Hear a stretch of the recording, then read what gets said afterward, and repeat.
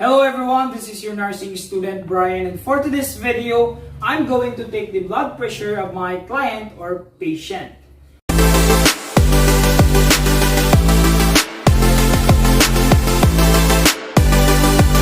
Blood pressure is a measurement of a force exerted against the wall of your arteries as your heart pumps blood to your body, okay? Hypertension is the term used to describe high blood pressure, while hypotension is the term used to describe low blood pressure. Untreated high blood pressure can lead to many medical problems such as a stroke and heart attack, okay? Purpose why we are taking blood pressure to our patient is to obtain the baseline data for diagnosis and treatment, okay? To compare with subsequent changes that may occur during care of patient. To assess in evaluating status of patient's blood volume, cardiac output, and vascular system. Also, to evaluate the patient's response to the changes in physical condition as a result of treatment with fluids or medications. In taking blood pressure, equipment needed, of course, we need a sphygmomanometer, okay, and stethoscope. We also use, we're going to use alcohol, isopropyl alcohol for disinfecting our stethoscope earpieces and diaphragm, alright. And of course, cotton. In taking blood pressure of our client or patient, we need to follow the procedure, okay? First procedure we need to wash our hands. Hand washing prevents the spread of infection, alright?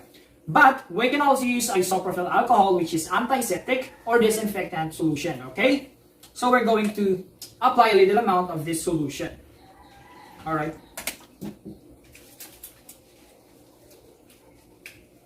Next procedure, we need to gather all equipments. Okay? We need to be organized in terms of our equipments. We need to have our sphygmomanometer, our stethoscope. Everything should be organized. Okay? Ensure that all your equipments are clean before using it to your client. Okay?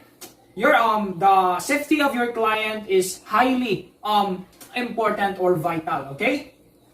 Next procedure, check the client's identification. Explain the purpose and procedure to the client. Okay. Hello sir, good afternoon. I am your student nurse Brian, and I'm going to take your your blood pressure. Is it okay? Yes. Okay. May I know your name, sir? I'm Michael Bertie Madagascar. Your birth date? February 2001. Okay. So you're from Burawin, sir? Yes. Okay.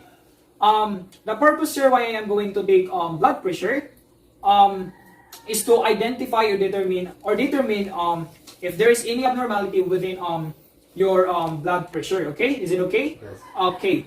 So if there is abnormality, me as your nurse can give you an immediate nursing intervention or nursing care. Is it okay? Yes. Okay.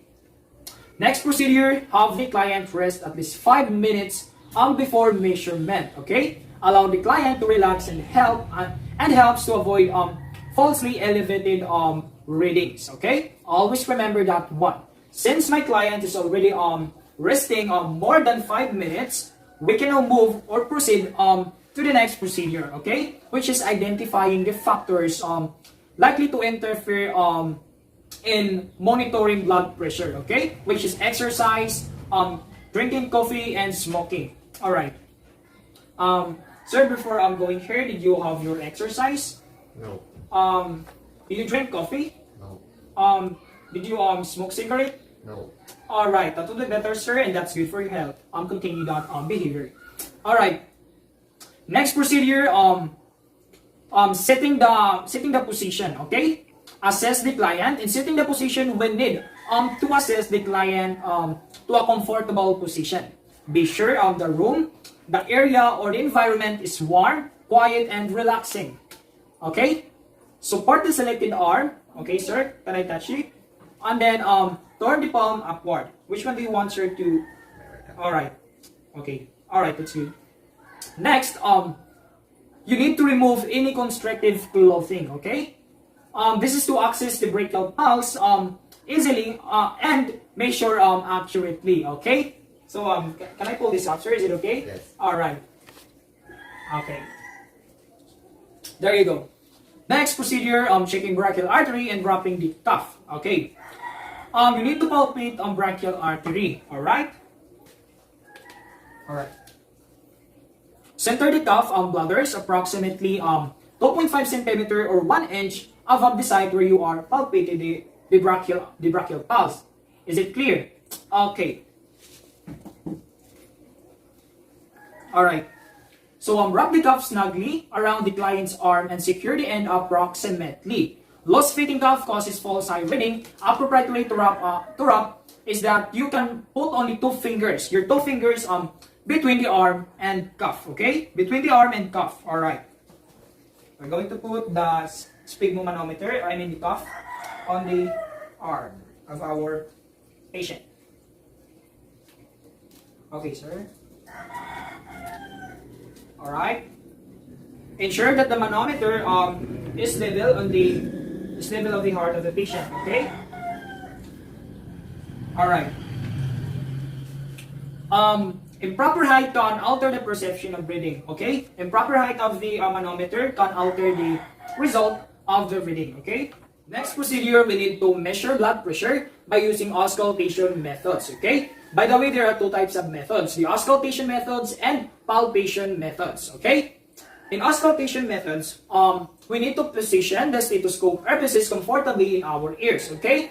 Make sure that sounds are clear and not muffled, okay? As it may alter the results of the systolic and diastolic reading, okay? Alright, we are going to use our stethoscope. After that, we need to place the diaphragm over the client's brachial artery.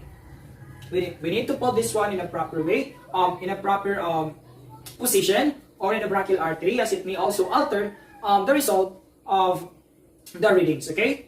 Then, after that, we need to close the screw clamp on the valve. This one. This is also called the valve. This one is the valve, okay? And we need to inflate the cuff up to 30 millimeter of mercury, okay? Alright. Okay. Open the clamp and allow the aneroid dial to fall at rate of 2 to 3 millimeter of mercury per second. Alright.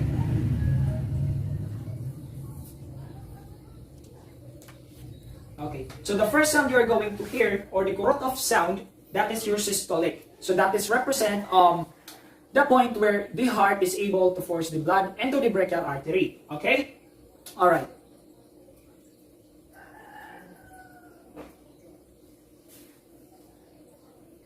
Okay. So the last sound you are going to hear is your diastolic, okay? Your diastolic pressure. That is it represents the pressure that the artery walls exert on the blood at rest, okay? After that, you are going to release any remaining air quickly in the cuff and remove it, okay?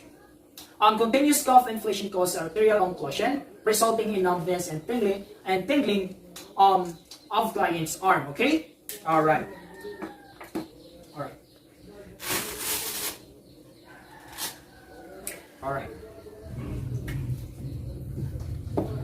If you must recheck the reading of any reasons, allow 1 minute interval before taking blood pressure again, okay? Always remember that one, okay?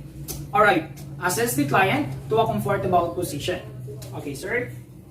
Please sit. Alright, advise the client of the reading. Okay, sir, the reading of taking blood pressure is 110/80, and it is normal, okay? You have nothing to be worried about it, okay? You're not experiencing hypertension or hypotension, okay? Your body is in normal level, okay? Normal level of equilibrium, okay? All right. Next, you need to wash your hands, okay? As what I have said earlier, this prevents us from the spread of infection. All right, we're going to use isopropyl alcohol, which is also an alternative way of killing bacteria or microorganisms. After that, next procedure is we need to record the blood pressure in the client's chart. Sign on the charts, okay? Report any findings to the senior staff, okay? Documentation provides ongoing data collection and giving signature, maintaining professional accountability, okay? Replace the instrument to the proper place and discard to prepare for the next procedure. So of course, before storing your instrument or equipment, you need to disinfect it. Okay.